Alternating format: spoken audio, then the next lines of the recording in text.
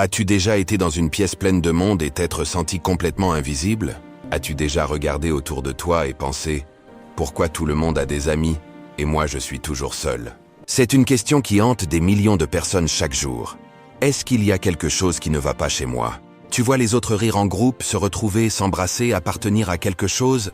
Et toi, tu rentres seul, tu manges seul, tu existes, mais tu n'appartiens à rien. Et le pire, les gens chuchotent.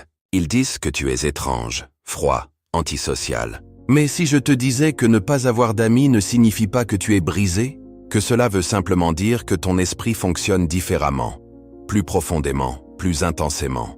Aujourd'hui, je veux te raconter l'histoire d'un homme qui n'avait pas d'amis. Un homme qui pensait être brisé, jusqu'à ce qu'il découvre la vérité. Si tu t'es déjà senti seul dans ce monde, cette histoire est pour toi. Il était une fois, dans un village paisible entouré de collines et de rivières tranquilles, un homme nommé Benjamin.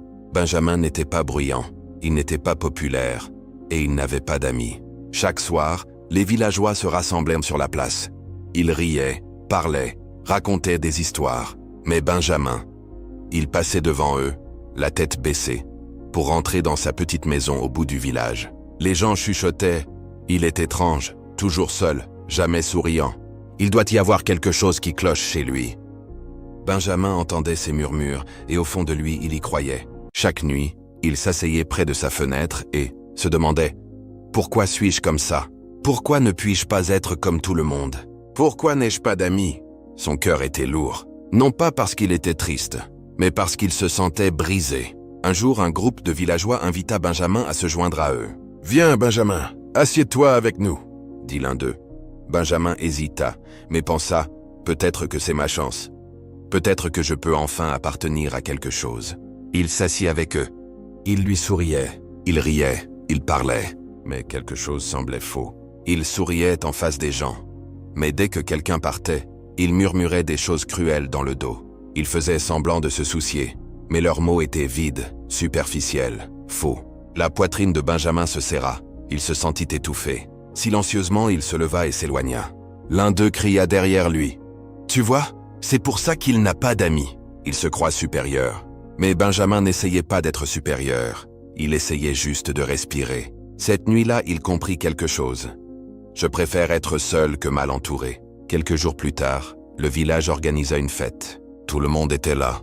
Benjamin essaya à nouveau. Il participa aux conversations. « Beau temps aujourd'hui, n'est-ce pas ?» dit quelqu'un. « Oui, très agréable, » répondit Benjamin. « Tu as entendu parler du nouveau pain du boulanger ?»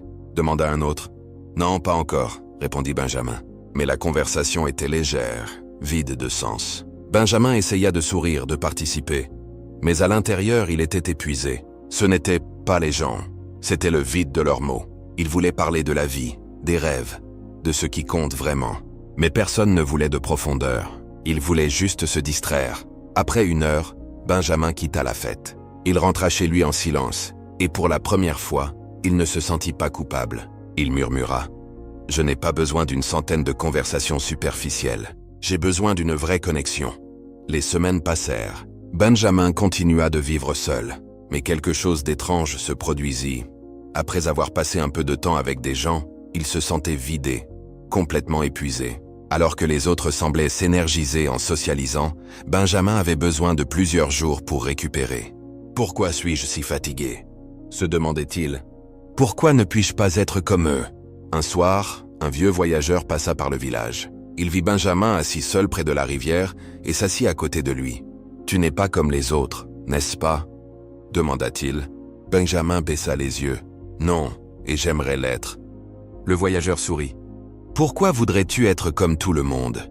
Ton esprit fonctionne différemment. Tu ressens plus, tu penses plus profondément, et cela demande de l'énergie. » Pour la première fois de sa vie, Benjamin se sentit compris. Au fil des mois, Benjamin arrêta d'essayer de s'intégrer. Il passa ses journées à travailler dans son jardin, lire des livres, marcher dans la forêt. Il découvrit quelque chose de précieux. Il n'avait pas besoin des autres pour se sentir complet. Alors que les villageois dépendaient des autres pour se divertir, se sentir validés, trouver un sens. Benjamin trouvait tout cela en lui-même. Il créa un monde intérieur riche, rempli de pensées, d'idées et de paix. Et peu à peu, quelque chose changea en lui. Il ne se sentit plus brisé, il se sentit libre. Un jour, un jeune homme d'un village voisin lui demanda « Pourquoi vis-tu seul? Tu ne te sens pas seul ?» Benjamin sourit doucement. « J'ai appris quelque chose sur l'amitié. Ce n'est pas le nombre de gens qui connaissent ton nom, c'est qui connaît vraiment ton cœur. » Des années passèrent. Benjamin ne devint jamais populaire. Il n'eut jamais un grand cercle d'amis. Mais il en trouva un, Elias, un menuisier discret, qui l'écoutait profondément et ne le jugeait jamais. Leur amitié, simple mais vraie, valait 1000 relations superficielles. Les villageois cessèrent de chuchoter. Certains commencèrent même à respecter sa force tranquille. Un soir, le même voyageur revint. Il trouva Benjamin au bord de la rivière. Cette fois, Benjamin souriait. « Tu as l'air différent », dit le voyageur. Benjamin hocha la tête. « Je le suis. Avant, je croyais qu'être sans amis signifiait être brisé. Maintenant, je sais. »« Et quelle est la vérité ?» demanda le voyageur. Benjamin regarda le ciel et dit « Ne pas avoir d'amis ne signifie pas être brisé. Cela signifie que tu es sélectif, que tu valorises la profondeur plutôt que la quantité. Cela signifie que tu protèges ta paix au lieu de courir après l'approbation. Et que tu n'as pas peur de marcher seul, jusqu'à trouver quelqu'un qui en vaut la peine. Si tu te sens seul aujourd'hui, écoute ceci.